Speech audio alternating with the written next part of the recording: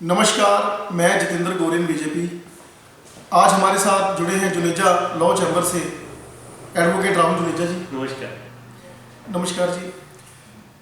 राहुल जी, आज मैंने एक फ्लिपकार्ट से एक समस्या मैं आपको एग्जांपल दे रहा हूँ। मैंने आज कोई फ्लिपकार्ट से सामान खरीदा, कोई मोबाइल खरीदा, किसी कंपनी का, मान लो सैमसंग कंपनी का मोबाइल खरीदा, और उस प्रोडक्ट के अंदर मुझे परेशानी आ रही है, तो मैंने मंगवाया फ्लिपकार्ट से। तो जो आप कंज्यूमर कोर्ट की बात करते हैं, कंज्यूमर कोर्ट में हल हो जाता है, तो मैं किसके ऊपर केस करूँ? अगर आपने कोई फोन मंगवाया, जैसे आप एग्जांपल दे रहे हैं जी, तो उस फोन के अंदर अगर गड़बड़ी आ रही है, फ्लिपकार्ट से आपने फोन मंगवाया जी, तो जिस कंपनी का वो फोन है और फ्लिपकार्ट, इन दोनों को आप पार्टी बना के कंज्यूमर कोर्ट में कंप्लेंट लगा सकते हैं, जिससे आपका वो क्लेम सेटल हो जाए। ये कंज्यूमर कोर्ट होता कहाँ है? कंज्यूमर कोर्ट हर जिला में होता है, ठीक है, स्टेट लेवल पे भी होता है, नेशनल लेवल पे भी होता है। ठीक है। तो इसकी पेक्यूनियरी जुरिसडिक्शन बनी हुई है।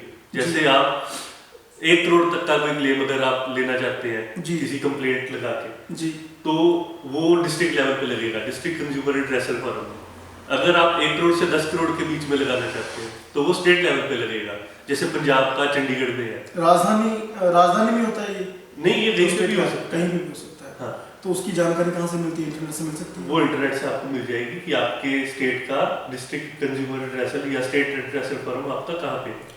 शुरू कहाँ से करें? अब मेरे साथ धोखाधड़ी हो गई, आपने बोल दिया, अब मुझे तो यही नहीं पता कौन सा फॉर्म भरना है, वकील के पास जाना है या वकील के बिना भी हो सकता है, कैसे शुरुआत इसकी की जाए?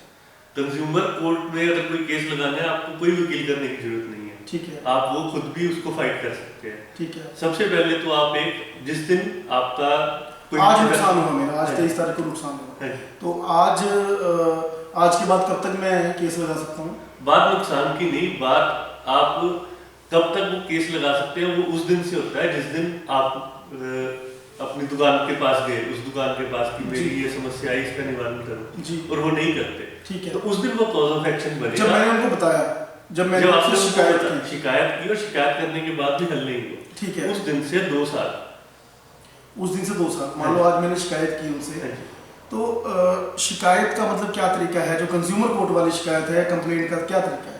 या तो आप ईमेल से उनको कह सकते हैं कि आपके प्रोडक्ट में ये गड़बड़ी है, आप इसको ठीक करके दें। ठीक है। या फिर आप उनको एक लेटर भेज सकते हैं। ठीक है। तो वो नोटिस का काम करेगी। तो आपने जब उनको बोला कि ये प्रोडक्ट ठीक करके दो और वो नहीं ठीक करके दे रहे, तो वो डिनायल है, वो कॉज ऑफ एक्शन बन गया। बात नहीं समझी आप, वो ठीक है, लेकिन एक कंपनी ने मेरे साथ धोखा किया, मैं हर्ट हुआ, मैंने मोबाइल मंगाया, मुझे मोबाइल वाला नहीं भेजा, मैंने पैसे भी लगाए थे, मेरी उम्मीदें थी, मेरा शायद आज कोई फंक्शन था, मुझे आज ही चीज़ चाहिए थी, तो मैंने 2 दिन बाद चाहिए थी, अब वो 2 दिन बाद मुझे मिल नहीं पाएगी, मैं तो हर्ट हो गया ना। मैं नोटिस क्यों भेजूँ? नोटिस भेजना बहुत जरूरी है क्या? नोटिस भेजना जरूरी नहीं है, पर हो सकता है आप नोटिस भेजे तो उस नोटिस पे ही आपका कोई ये तो चीज़ चलो राहुल जी अलग होगी, लेकिन नोटिस भेजना जरूरी है? जरूरी नहीं, जरूरी नहीं है। हम सीधा भी जो है उनके ऊपर सीधा केस कर सकते हैं, पर अगर आपका नोटिस पे ही आपका हल हो सकता है उस समस्या का, तो पहले प्रायोरिटी जो है नोटिस को दी जाए, और अगर नोटिस नहीं देना चाहते तो वैसे भी। और ये सेम, चलो ये तो ऑनलाइन हो गया, ऑफलाइन भी हम कहीं से शॉपिंग करते हैं, मैंने मान लो मोबाइल खरीदा किसी दुकान से और मुझे वो चीज़ उन्होंने नहीं प्रोवाइड की जो मुझे चाहिए थी, उसके बाद मैं उनको जाके बोलता हूँ कि ये मोबाइल बदलो, वो नहीं बदल रहे हैं या मेरा पैसा वापस नहीं कर रहे हैं, तो ऐसी सूरत में भी केस लगा सकते हैं। ऐसी सूरत में भी आप वही उनको नोटिस दें, जिस कंपनी का फोन है प्लस जिस दुकान से आपने खरीदा है, उन दोनों को नोटिस दे। आपकी समस्या का हल ना हो तो आप कंज्यूमर कोर्ट जाओ।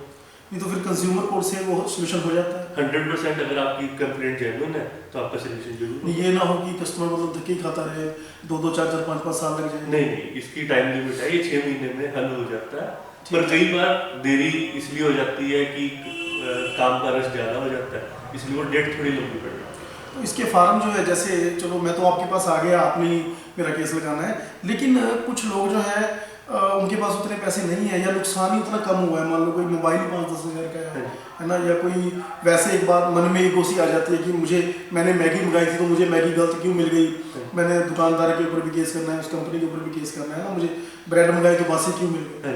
तो उस सूरत में उनके पास उतने पैसे नहीं है, तो वो अपने आप भी जो है वो कर सकते हैं, वो अपने आप ही कंज्यूमर कोर्ट में केस लगा सकते हैं। आप अपना एक परफॉर्मा है, आप वो परफॉर्मा भर के आप अपना केस या कंप्लेंट वहाँ पर कंज्यूमर कोर्ट लगाओ और आपका हल हो जाएगा। अगर आप कोई वकील करते हैं जी, तो उस वकील साहब का बिल भी लगाए, वो आपको वो भी क्लेम के साथ आपको वो पैसे मिले। ये तो जो जानकारी है, आपके भी दर्शक देख रहे हैं, आपके भी चैनल में वीडियो चल रही है, हमारे चैनल में वीडियो चल रही है, तो वैसे अगर किसी को कुछ अलग से बात पूछनी हो, क्योंकि भारत है और हमारा जो भारत है इसी चीज़ों में पीछे रहता है कि अवेयरनेस की, ज्ञान की थोड़ी सी कहीं ना कहीं कमी रह जाती है, लोगों को उतनी जानकारी नहीं हो पाती।